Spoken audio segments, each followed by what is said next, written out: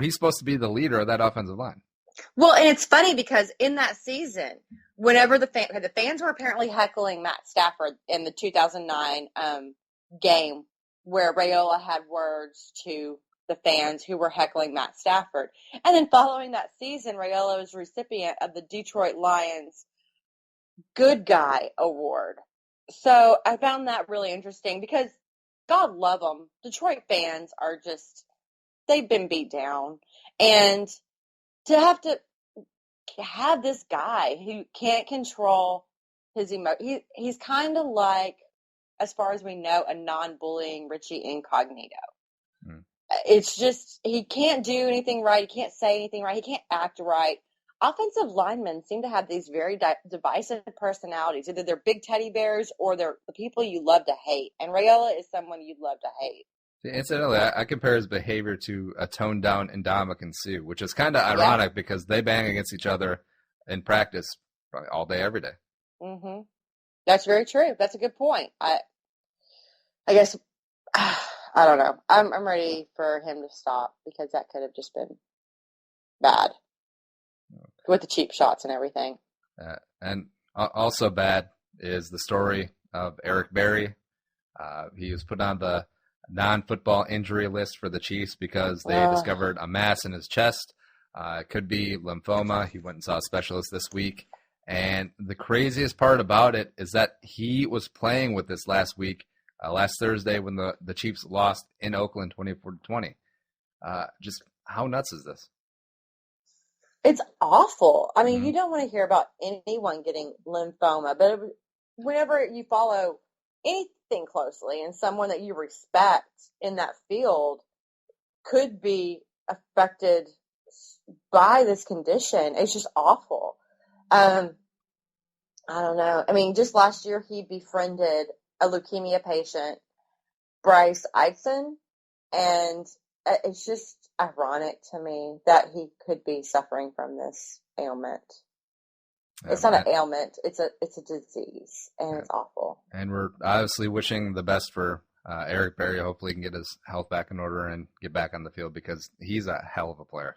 Oh my gosh, yes, he is. He's been so impressive. Also, one of the funniest NFL film segments I've ever seen. Did you see the one about him and the horse? No. All right, so apparently Eric Berry has this fear of horses, like a pathological fear of horses. And it all started when, now I'm paraphrasing here, but I think it was at a birthday party when he was a kid, and they had a pony, for pony rides. And he was reaching out to feed the pony, and the pony bit him. And he dropped one of the best lines ever on NFL films. It's like, damn, pony, I trusted you. That was great. I'm sorry I missed that. That's really cool. Damn, pony, I trusted you. No, it's even funnier because the Chiefs on their home games have a lady riding a horse around the stadium to start the game, or it might even be during the game. So they had film of him making on the sidelines during a game, making sure that he always had eyes on where the horse was because he was afraid of it. Damn, poor guy. That's always funny when these larger-than-life players who seem like capable of taking on anything are fearful of something hilarious like a pony. A pony! My Little Pony. Did you have any of My Little Ponies when you were a kid? Is that in your wheelhouse? I'd get them as gifts, but they weren't really my thing. Well, what was your thing as a kid? You seem like a very serious kid, like you should have gotten like CPA books or... I got a encyclopedia set when I was 6 years old because I used to steal them from the library, the encyclopedias. Because you can't check them out. And there would be things like you'd start reading about one thing, but then you'd see, oh, the next thing's really interesting. So I liked encyclopedias. Were you a smart, nerdy kid type? Oh, yeah. Oh, yeah. But then sixth grade happened and, you get boobs and stuff, and then the boys don't like the smart girls, so then you get all, I don't know what that means. Oh, my God. Why couldn't you be the smart girl with boobs? Because then you're not popular. Hello. There are more important things to 12-year-old girls than being smart. Now, speaking of library and just books, I remember what really got me hooked on the NFL is that my school library had the complete set of, I think it was like Sports Illustrated did a book about every NFL team. And there's a lot of pictures book, but there's a ton of stories in it. And, of course, the one that always got checked out the most was the Minnesota Vikings one. So when you saw that available in the list, you grabbed it like it was hot. But then you drop it like it's hot. I'm sorry, that wasn't appropriate. But the most kismet part, my favorite one that I read, which was not the Vikings one, was the Houston Oilers. Was it? It's a good story. It really Bum is. Phillips is a cool dude. He was him and that whole team. When you watch it, on NFL films and that sort of stuff, they just seem like they're hanging out playing dominoes, drinking, Shiner beer, which at the time was a microbrewery.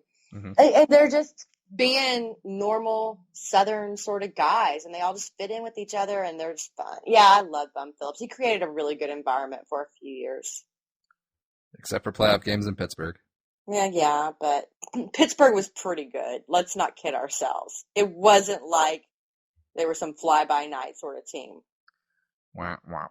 And wrapping up a segment, a little not as fun topic as the Love You Blue Houston Oilers, but broke athletes. And I want to talk about this because article in USA Today about Darryl Talley, who former Buffalo Bill great linebacker, as part of those Super Bowl years. I think he was West Virginia. Gosh, yeah. Double check on that. But suffering from depression, suicide, financial problems, has been broke as a company he opened closed 2008, the financial crisis, and it's just another one of those stories that you hear all the time. And the Kickstarter started from the Bills fans has raised $27,000 for his cause so far. And I just want to take it out of this specific situation because, this sounds like there's a lot to do with possibly concussions, possibly CTE in Darryl's case. But I just want to talk overall broke athletes, guys who sign these tens or even hundreds of $1 million contracts and find out that they're broke 5-10 years after playing the game. Yeah. Just overall question straight up. Do you feel bad for them? I do, because I don't feel like anyone prepared them. You can't expect someone's going to just know innately how to deal with these millions of dollars. And there's people who are logical and like, I'm going to hire a good financial analyst and I'm going to put some away and put some in a kid's fund and yada, yada, yada. But there are those people who it never occurred. No one said that NFL players had to have a really high IQ. They take their Wonderlic test or whatever, but tons of them make it in even if they do horribly. Yeah, because if it's all about high IQ, Ryan Fitzmagic would be the best quarterback in the NFL. There you have it right there. So, and when you're 24 years old and you sign a multi-million-dollar contract, you feel like it's never going to end. You're never going to see the end of that money because it's just a huge pot of money that you could never fathom. You're living it up at Duck Club. They don't know. And if you had somebody who said, this amount needs to go for your future medical care, this amount needs to go for your children's college fund, that would be great.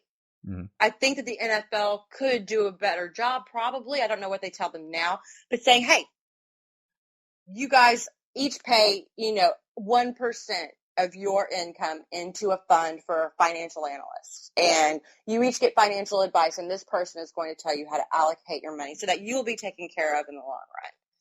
Because I don't think, maybe now they do a better job, but I know 15, 20, 30, 40 years ago, these guys didn't know. No one told them. And they weren't making near the amount of money they do nowadays. Right. That's true, too. But I'm sure if you come from a very small town in wherever, USA, and your family made $10,000 a year and you're making, millions, that's got to feel like it's never ending. And you have to be shown, okay, if you keep on this track, this is how it ends. If we take care of it and act responsibly, this can last you a lifetime. And to your point about the culture shock, so imagine like you're a kid from a small town in the South, say Alabama. Then you go to University of Alabama, another relatively small town in Tuscaloosa.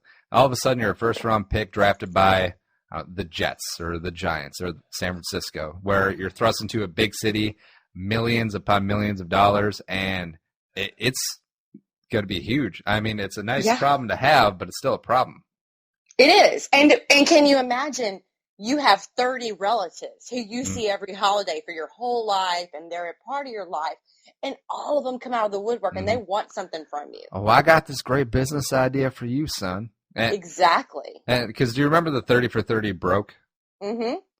It's exactly like that. Now, those are people that I do feel bad for, where it's all of these leeches that come out and have their hands out and expect for you to pay their phone bill, to buy them cars, buy them houses, and everything like that. But the guys who know what's going on and yet still buy like $50,000 necklaces or make it rain at the club for hundreds of thousands of dollars, I don't feel too bad about them. Right. And you kind of have to know the whole story, I think, to be able to say I feel bad for them or I don't. Mm-hmm. And so that's really not my business. I just think that if they did a better job educating people, I think that a lot of these guys would probably take some advice and act more responsibly with the money that they're paid. A lot of them would ignore it regardless and say, screw you, I'll donate 1% of my annual salary to this financial advisor fund, and I'm going to ignore everything they say. And that's fine. They can do that, and then, whatever happens to them happens to them. Yeah. But the rest of them, I think, need that opportunity because not everyone is from somewhere that teaches you how to deal with money at that scale. I kind of wish a lot more athletes were like LeBron, hanging out with Warren Buffett, getting advice and working with him, because LeBron, when it's all said and done, is going to be worth billions with a B. Yep. The big one. Yep. And also worth billions with a B is our little break, and we will be right back with the Claire-vs-Carlson Show because we're making it rain in this mofo, but responsibly. Within our budget. BRB.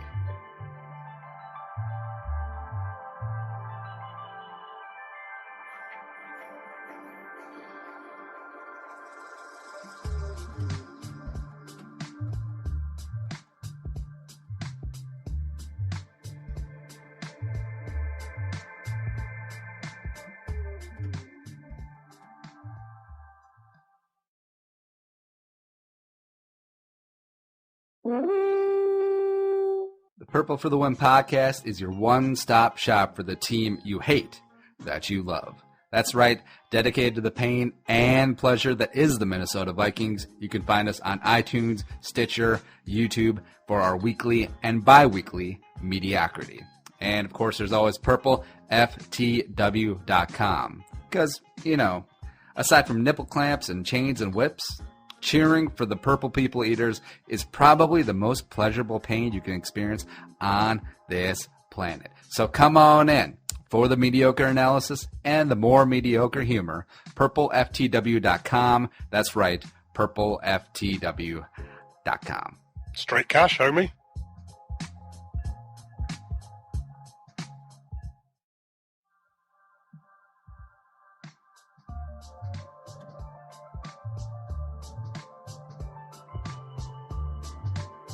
And we are back after halftime. We both have a little bit of libations going on, even though Claire has been partaking since the beginning.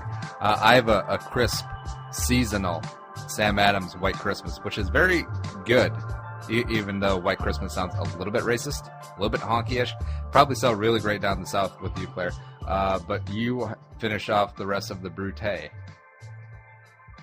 Well, you said since the beginning of the season, since the beginning of the show, and really for a few hours before the show, so I might go a little Sean Connery. I just don't know when that's going to happen. Now, it could start any moment. You have nieces. Are you the Lush-Aunt that everybody has? I have one niece, and that's it. So I'm her Lush-Aunt, yes. You are Lush-Aunt McCoy?